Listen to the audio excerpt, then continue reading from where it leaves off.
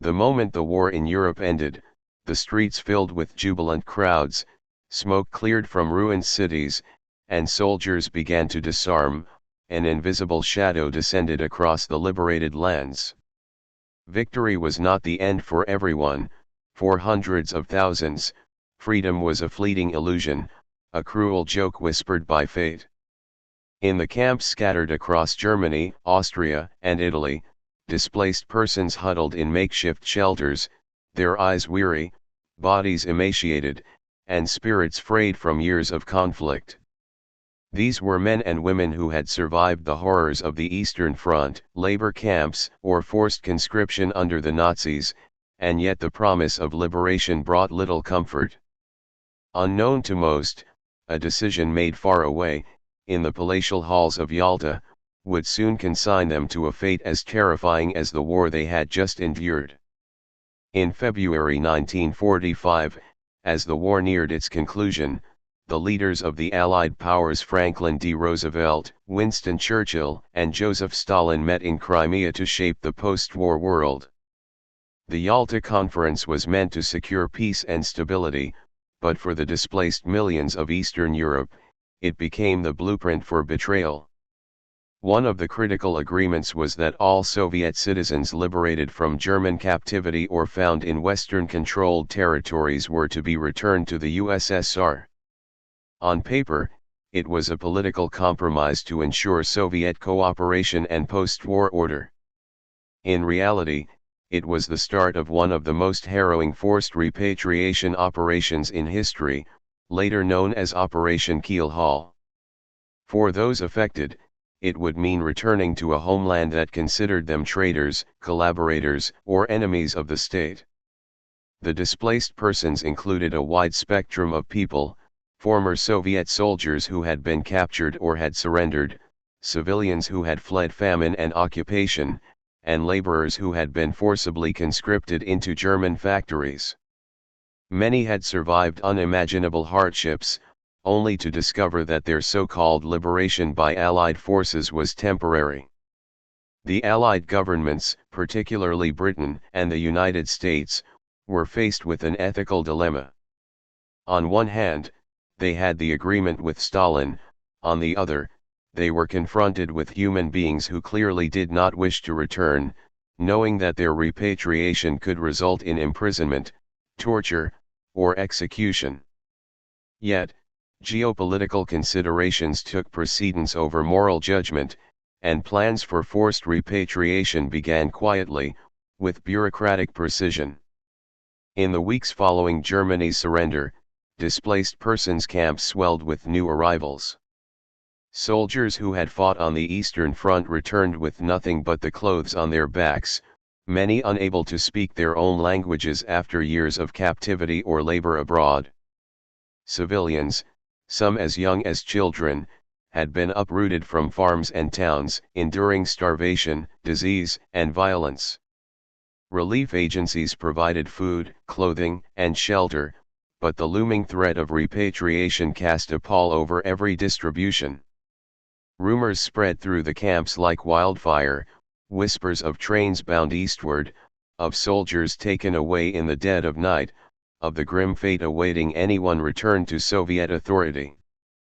Fear became a constant companion, gnawing at hope, and every new Allied officer who arrived in the camps was viewed with suspicion. The preparation for Operation Keelhaul required coordination on an unprecedented scale. Allied military authorities organized lists of Soviet citizens and other Eastern Europeans who were to be repatriated.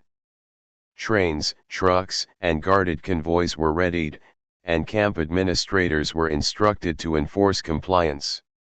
Yet the human element complicated every calculation. Many of those targeted refused to cooperate, hiding in barracks, fleeing into nearby forests, or attempting to disguise their identities. Some claimed to be non-Soviet nationals, others altered documents or relied on sympathetic locals to avoid detection. These acts of resistance, however, were often met with harsh consequences. Guards would pursue escapees with dogs, force individuals onto vehicles at gunpoint, and sometimes used deception to lure people into returning voluntarily, only to deliver them to Soviet custody. The logistics of the operation were staggering. Thousands of individuals had to be transported across territories still scarred by war.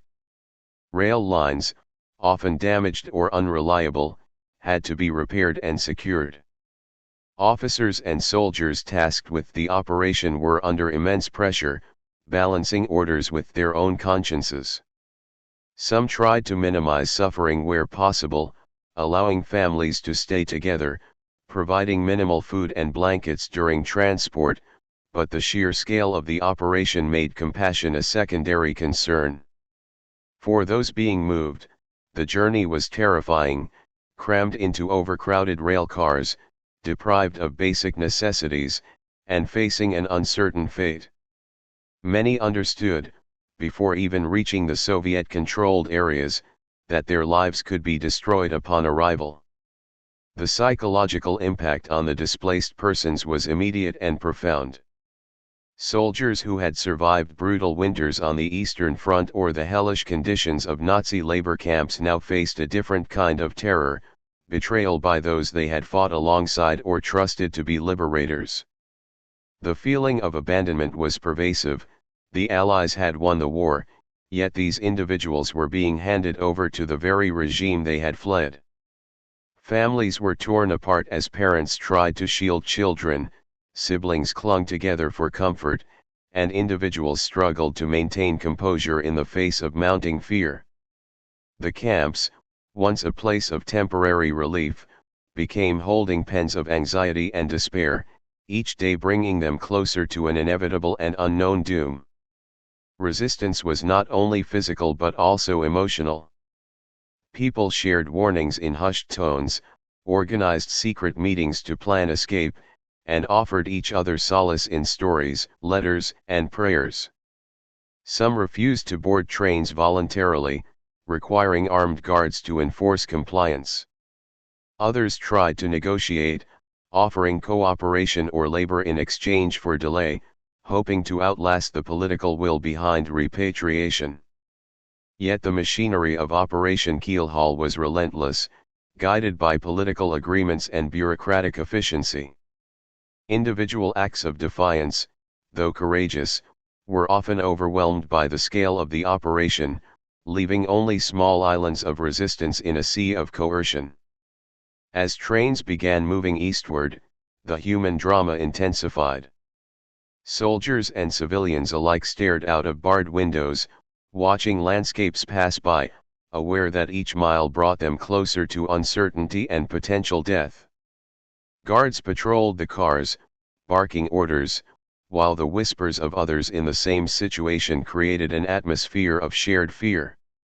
Families clung to one another, children cried silently, and older adults recounted memories of home, war, and survival, as if the recollection itself could provide protection against the unknown. Every station stop, every inspection, became a moment of anxiety, every new officer or soldier added to the tension. Operation Keelhaul, in its very first phase, revealed the complexity and moral ambiguity of post-war Europe. The end of open combat did not mean safety or freedom for all. Political agreements, logistical imperatives, and bureaucratic efficiency collided with human suffering in ways that were both immediate and long-lasting. The shadow of Yalta had descended on the displaced, shaping destinies in ways that would echo for decades. For those who survived the journey eastward, the story was only beginning, a story of imprisonment, forced labor, fear, and the quiet endurance of the human spirit in the face of betrayal. Gathering the displaced. The first rays of morning often brought little relief to the displaced persons camps scattered across post-war Germany. Rows of makeshift barracks creaked under the weight of exhausted bodies, the smell of damp earth mingling with smoke from early fires. Soldiers returning from the front and civilians fleeing the chaos of Eastern Europe had arrived in these camps seeking rest, food, and a temporary reprieve from violence. Few realized that freedom here was fragile, precarious and threatened by the invisible hand of politics far beyond their control. Whispers in the corridors hinted at the looming presence of Allied officers, lists of names, and the ominous reality that, soon, no one would be allowed to remain. The process of gathering displaced persons for repatriation required careful planning and precise coordination. Allied authorities, primarily the British and Americans, compiled exhaustive registries, identifying Soviet citizens and other Eastern Europeans slated for transfer back to the Soviet Union. These records were not merely administrative, they were instruments of fate, determining who would face the machinery of Operation Keelhaul and who might, by accident or oversight, escape it. Camps were systematically monitored, with officers visiting barracks, cross-checking identities, and instructing local administrators on the logistics of collection. At every step, the tension among the displaced was palpable. Rumors of secret lists, sudden inspections, and disappearing neighbors spread like wildfire, fueling fear and anxiety. Resistance, both overt and covert, was a constant concern for authorities. Many individuals refused to be registered or submitted false identities, hoping to blend into the chaotic mix of refugees. Some dug hiding spaces beneath floorboards, in storage sheds, or under nearby brush, creating a fragile illusion of invisibility. Families coordinated elaborate plans to shield children and elderly relatives, sometimes bribing guards or enlisting sympathetic locals. These acts of defiance, however, carried tremendous risk. Captured escapees could be forcibly returned, threatened, or restrained. The psychological weight of knowing that capture often led to imprisonment or worse hung over every attempt at evasion.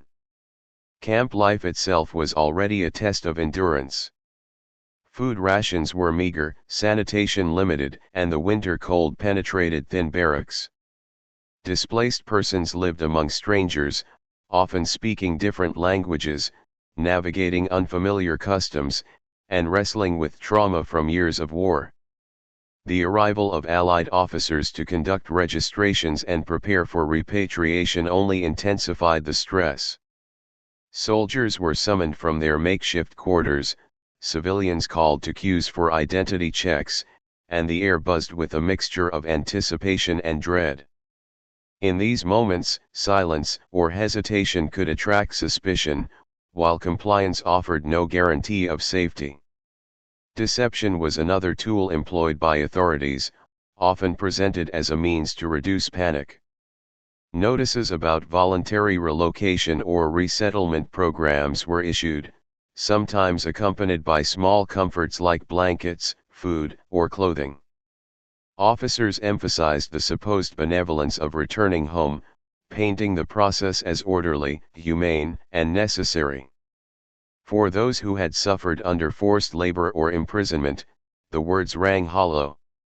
Some recognized the duplicity immediately, others, exhausted and desperate, clung to any hope that these promises might protect them from further suffering.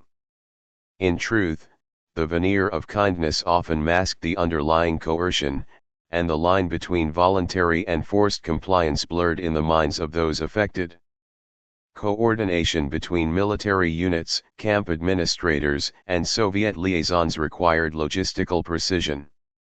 Transport schedules were drafted, guards assigned to every convoy, and protocols established to maintain control over the process. Trains, trucks, and guarded columns were prepared to move the displaced efficiently, leaving no room for delay. Officers reviewed registers repeatedly, ensuring that every name matched documentation, and that no eligible individual could slip through the cracks. For the displaced, the awareness of these preparations added a layer of dread to their daily routines, a constant reminder that the world outside the camp was moving toward a predetermined fate. The emotional strain of awaiting repatriation was immense. Families whispered to one another in the dead of night, weighing options, debating whether to trust the authorities or attempt flight. Children often sensed tension without understanding its source, their cries and fears echoing the anxieties of their parents. Adults wrestled with memories of betrayal and survival, recalling the brutality of the Eastern Front, forced labor camps, and occupation, while now confronting a situation where liberation itself had become a threat. Some attempted to find solace in small acts: gardening, tending fires, sharing stories, but the looming presence of repatriation often overshadowed these moments, casting a long, unrelenting shadow. Rumors and misinformation ran rampant. Displaced persons exchanged stories of friends supposedly taken at night, of trains that never returned, or of those sent east who were never seen again. These accounts, true or exaggerated, intensified fear and made compliance or resistance equally fraught with risk. Even when attempts were made to confirm information with Allied officers, explanations were often vague or contradictory, creating an environment where anxiety and uncertainty became constant companions. The psychological weight of this environment cannot be overstated. Individuals were forced to live with the knowledge that each day might bring separation, captivity, or worse. The sheer scale of the operation demanded a level of impersonal efficiency that often clashed with basic human empathy. Guards enforced movement with rifles, dogs, and shouted orders, treating resistance as a logistical obstacle rather than a moral concern. Individuals were loaded into vehicles, their protests ignored, their fears dismissed. Some managed to resist temporarily, hiding or creating distractions, but the machinery of Keelhaul was methodical and unyielding. Every list, every convoy, every checkpoint was a reminder that the operation was not a series of mistakes but a deliberate effort to fulfill political obligations and appease agreements forged at the highest levels of power. Despite the oppressive atmosphere, moments of courage and solidarity emerged. Displaced persons supported one another through fear, sharing food, comforting children, and offering emotional reassurance. Quiet acts of defiance, whispered warnings, clandestine hiding spots, and mutual protection represented a refusal to surrender entirely to the forces that sought to control them. These acts did not change the overall outcome of the operation, but they revealed the resilience of the human spirit, a stubborn determination to cling to dignity even under circumstances engineered to strip it away. As convoys prepared to depart and the first movements of Operation Keelhaul commenced, the displaced faced the stark reality that their journey back would be defined by uncertainty, hardship, and fear. The camp gates, once symbols of temporary safety, became thresholds to an unknown fate, each crossing echoing with the potential for loss, imprisonment, or death. What had begun as liberation now transformed into a forced march toward an unpredictable and often terrifying future. The process of gathering the displaced, though outwardly orderly, was the first tangible step in a chain of events that would leave an enduring mark on survivors, families, and the historical record. The journey back. The roar of the engines was deafening, but it could not drown the silent panic of those crammed into the wooden freight cars. Darkness pressed against the small, barred windows, allowing only thin slivers of moonlight to illuminate the frightened faces within. The displaced men, women, and children clung to each other, whispering prayers, holding memories, and trying desperately to stave off the terror that gripped their hearts. Every mile of track carried them further from the illusion of safety and closer to a homeland that had been transformed into a land of suspicion, punishment, and fear. The journey back was as much a psychological ordeal as a physical one. Days stretched into nights with little food, water, or space to move. The wooden floors of the cars were hard and splintered, some huddled in corners, while others leaned against walls, too exhausted to hold themselves upright. Children whimpered quietly, sometimes curling against their parents, their bodies trembling from cold and anxiety. Adults whispered fragments of hope, stories of home, and remembered songs, but the thin threads of comfort could not erase the gnawing dread. The sound of the train itself, the rattling wheels, the squeal of metal against metal became a constant reminder that resistance was futile, that every mile carried them inexorably toward an uncertain fate. The guards were everywhere, their presence a constant reminder of control. Armed soldiers patrolled the cars, occasionally shouting orders or forcing compliance from those who tried to move, hide, or resist. Dogs barked sharply at anyone who attempted to stand, whisper, or shift positions. The physical confinement mirrored the psychological grip of the situation. Fear was not only a natural response, it was a tool wielded deliberately to suppress hope and force obedience. Many passengers, who had survived years of labor camps and front-line combat, found themselves paralyzed by the combination of exhaustion, fear, and uncertainty. Each moment felt like a test of endurance, a trial of the mind as well as the body.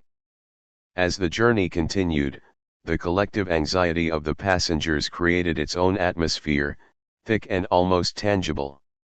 Whispered rumors of those who had arrived before them in Soviet territory, executions, imprisonment, interrogation spread through the cars. Families held tight to one another, trying to shield children from the stories, but the adults could not escape the truth. The narrative of inevitable punishment and betrayal had taken root, and every passing mile reinforced the sense of helplessness. Some attempted to distract themselves by recounting memories, others closed their eyes and pretended the journey was a dream, but the wheels of the train ground relentlessly toward reality. Attempts at resistance, though brave, were often brutally suppressed. A handful of individuals tried to flee during stops at small stations, hoping to disappear into forests or villages along the route. Guards would pursue them, sometimes shooting warning rounds or using dogs to track them down. Those who were captured were returned to the cars, their defiance met with reprimands, physical punishment, or threats. The tension between the human instinct to survive and the systematic control exerted by authorities created an atmosphere where fear became almost palpable, a living presence that seemed to seep into every corner of the train. For many, the journey was also a confrontation with memory. The cramped cars and unyielding schedules forced passengers to reflect on the past, the harsh winters of the Eastern Front, the brutality of forced labor under German occupation, the death of comrades and family. These recollections mingled with the immediate terror of the journey, creating a complex tapestry of trauma. Some found themselves paralyzed by despair, unable to speak or move, others expressed their anguish in whispered confessions or quiet weeping. The journey became a crucible, distilling years of suffering into a few unrelenting days of fear, uncertainty, and claustrophobic confinement. The approach to the Soviet border intensified the psychological torment. Many passengers had been aware from the start that repatriation could result in imprisonment or worse, but as the train neared Soviet-controlled territory, the reality of their impending fate became undeniable. Guards were more vigilant, inspections more frequent, and the atmosphere thickened with anticipation and dread. Children clung desperately to parents, elders muttered prayers under their breath, and adults braced themselves for what could come next. The border crossing was not simply a physical barrier, it represented the final severing of hope, the moment when the control of foreign authorities ceded to the judgment of a regime that had already deemed many of them enemies. Once transferred to Soviet authorities, the ordeal continued. The handover was often abrupt and devoid of explanation. Families were separated, names cross-checked, and individuals led away for questioning. Those who had tried to resist repatriation were frequently singled out for interrogation or punishment. The psychological strain of this transition was immense. The train, which had already confined, exhausted, and terrorized them, gave way to a new environment in which trust was impossible and survival depended on compliance and endurance. Even brief encounters with Soviet officials, armed and unsmiling, could provoke terror, as passengers realized the machinery of authority was unyielding, impartial, and often cruel. The journey also revealed the limits of hope and solidarity. Groups that had supported each other in the camps or during initial stages of transport were sometimes torn apart during inspections or handovers. Individuals who had relied on collective courage were left isolated, forced to confront fear alone. Yet, even in these conditions, small acts of humanity persisted. A shared blanket, a whispered word of reassurance, or the simple act of holding a child's hand became lifelines. These gestures, though minor, provided brief reprieves from despair, underscoring the resilience of the human spirit even when surrounded by systemic cruelty. The legacy of this journey extended far beyond the immediate physical and psychological suffering. Many who survived the transports carried trauma for decades, haunted by the memory of confinement, fear, and the knowledge that their fate was determined by forces far beyond their control. The experience shaped their perception of authority, trust, and the precariousness of safety. Even those who eventually returned to families or communities found that the journey had left deep emotional scars, nightmares, anxiety, and an enduring sense of vulnerability became part of daily life. Operation Keelhaul's transports were more than a logistical exercise, they were an exercise in control over the human mind as much as the human body. Each mile of track, each locked car, each armed guard reinforced the powerlessness of those aboard. The journey became a bridge between survival and despair, between temporary liberation and permanent subjugation. For those who endured it, the experience remained a defining moment, one that shaped their understanding of war, power, and the fragility of human freedom. Aftermath and legacy. When the last of the trains rumbled into Soviet-controlled territory and the gates of temporary camps closed behind the displaced, a silence fell over the western zones that was neither peaceful nor celebratory. For the soldiers and civilians who had been sent east, the journey was far from over. Many would never return. For those who survived, life had already been irreversibly altered. Families were broken, communities disrupted, and the emotional landscape of entire generations scarred by the events that had unfolded in the shadows of victory. What the Allies had deemed a political necessity had, in human terms, become a tragedy of monumental proportions. Upon arrival, the repatriated faced immediate scrutiny. Soviet officials, often armed and unsmiling, met each train with registers, interrogations, and procedures designed to assess loyalty. Even those who had been innocent of collaboration with the Nazis were treated with suspicion.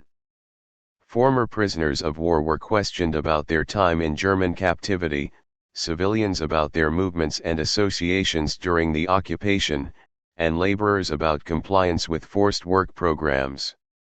Minor inconsistencies in accounts could be interpreted as evidence of betrayal, and countless individuals found themselves swept into detention facilities or labor camps. The sense of betrayal was profound. Many had fled suffering only to be met with suspicion and punishment from the regime they had called home. The emotional toll was staggering. Adults endured endless interrogations, children witnessed separation from parents, and the elderly faced the terrifying reality that age offered no protection from the machinery of the state. Families were often split apart, men sent to remote labor camps, women to different regions, and children placed in orphanages or foster care under strict supervision. The psychological impact of such separation was immediate and lasting. Survivors later recounted nightmares, persistent anxiety, and difficulty trusting authority or outsiders. The trauma extended beyond individuals, shaping communities and altering social cohesion for decades. For those sent to gulags, survival required resilience, ingenuity, and often sheer luck. Conditions were harsh: freezing temperatures, meager rations, grueling labor, and relentless supervision. Prisoners were subjected to propaganda reinforcing the narrative of betrayal, creating an environment of shame and fear. Letters home were censored or denied, and contact with the outside world became nearly impossible. Over time, some adapted, finding ways to endure through routines, friendships, or small acts of rebellion, but the shadow of Operation Keelhaul lingered, casting long-term psychological consequences. The memory of forced repatriation became an indelible part of identity, shaping behavior, relationships, and worldviews for those who survived. Historical assessments of Operation Keelhaul have been highly critical. While Allied leaders defended the operation as a fulfillment of international agreements and a means of maintaining post-war stability, moral questions loom large. The deliberate return of individuals to a regime known for harsh punishments, imprisonment, and execution raises issues of ethical responsibility and humanitarian accountability. Scholars argue that the operation illustrates the limits of political expediency when weighed against human rights. The victims' experiences reveal the devastating consequences of placing state agreements above the well-being and autonomy of individuals. Despite the horror, stories of survival and endurance emerged. Some repatriated individuals eventually reintegrated into Soviet society, although often under continued surveillance and suspicion. Others escaped from labor camps or were released after years of incarceration, returning to communities irrevocably changed by war and displacement. Memoirs, letters, and oral histories from survivors provide insight into the resilience of the human spirit, the ability to endure unimaginable suffering, maintain hope in small ways, and rebuild lives despite profound loss. These narratives have become critical to understanding the human dimension of forced repatriation and the psychological costs imposed by Operation Keelhaul. The operation also left a profound imprint on international law and post-war policy. The forced nature of repatriation, and the subsequent suffering, prompted debates about the rights of displaced persons, refugees, and prisoners of war. Questions arose about consent, voluntary return, and the responsibility of occupying powers to protect vulnerable populations. While no immediate legal remedies were established, the moral and political lessons influenced later frameworks for refugee protection and humanitarian intervention, highlighting the necessity of prioritizing human welfare even amidst complex geopolitical negotiations. Communities in Western Europe were not untouched by the aftermath.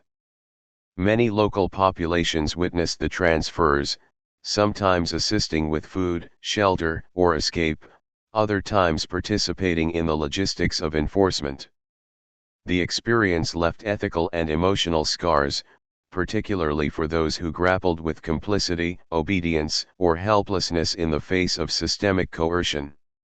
These events prompted reflection, debate, and, for some, a lifelong engagement with questions of justice, morality, and historical accountability.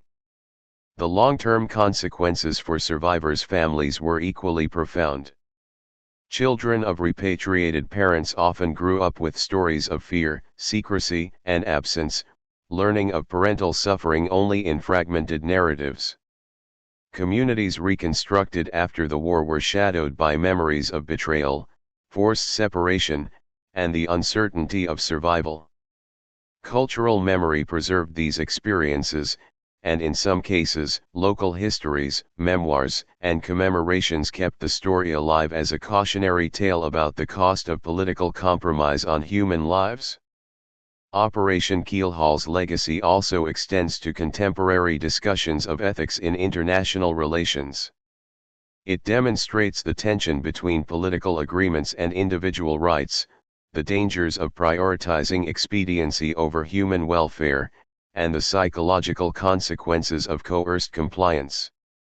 The experience of the displaced persons underscores the enduring power of memory and trauma, showing that the impact of such operations extends far beyond immediate objectives, influencing society, culture, and policy for generations. Ultimately, Operation Keelhaul is remembered as a cautionary tale.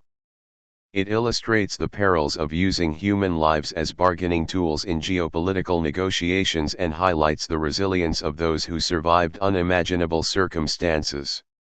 While many perished or suffered profoundly, the stories that emerged illuminate both the horrors of forced repatriation and the strength of human endurance. The operation remains a stark reminder that liberation in war does not always equate to freedom, and that the consequences of political compromise can reverberate across decades, shaping individuals, families, and entire societies long after the guns have fallen silent.